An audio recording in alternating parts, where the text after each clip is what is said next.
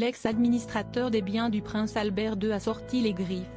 Dans des cahiers, consultés par Le Monde, il lèverait le voile sur les dépenses de la couronne monégasque. Notamment celle de Charlène, qui aurait versé beaucoup d'argent à son frère.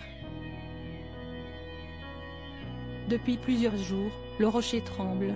Dans une longue enquête, Le Monde a dévoilé les notes secrètes de Claude Palmero.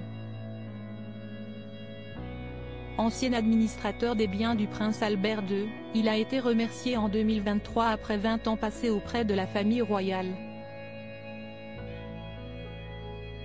Dans celle-ci, il décrirait le train de vie fastueux mené par Charlène de Monaco. Selon lui, l'épouse du prince aurait dépensé environ 15 millions d'euros en 8 ans. Elle aurait également versé une somme folle à son frère, Sean Whitstock. Le 14 décembre 2022, Claude Palmero aurait rendu compte d'un virement de 300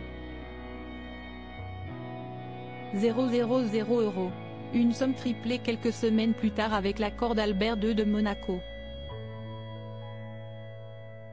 Ça c'est d'accord, aurait-il écrit. Cette somme aurait servi à la maison du frère de Charlène de Monaco. Toujours dans le cadre de cette enquête, Le Monde a rapporté que Claude Palmero se serait opposé au fait que Charlène souhaite agrandisse le personnel à son service.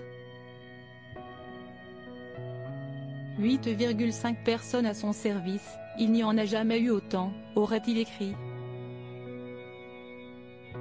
L'épouse d'Albert II aurait également dépensé près d'1 million d'euros en 2 mois pour la location d'une villa de Calvi. Pour tous les membres de la famille princière à partir du moment où Claude Palmero informait d'un tel dépassement, la consigne lui était donnée de les faire intégralement prendre en charge par le patrimoine privé de la famille, a répondu le Palais au Monde. Évincé de son poste en 2023, Claude Palmero a attaqué la famille princière.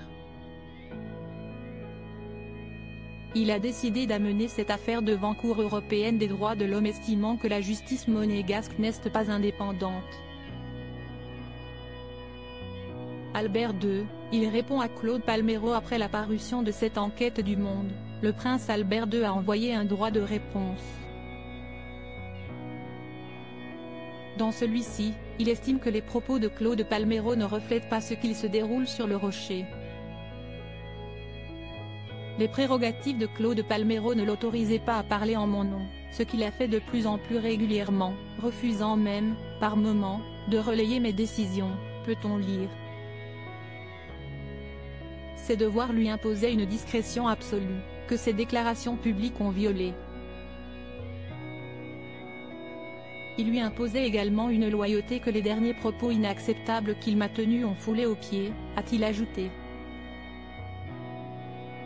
En me séparant de M. Palmero, j'ai exercé le pouvoir de choisir l'administrateur des biens de mon choix. Les événements ont confirmé combien cette décision était la bonne.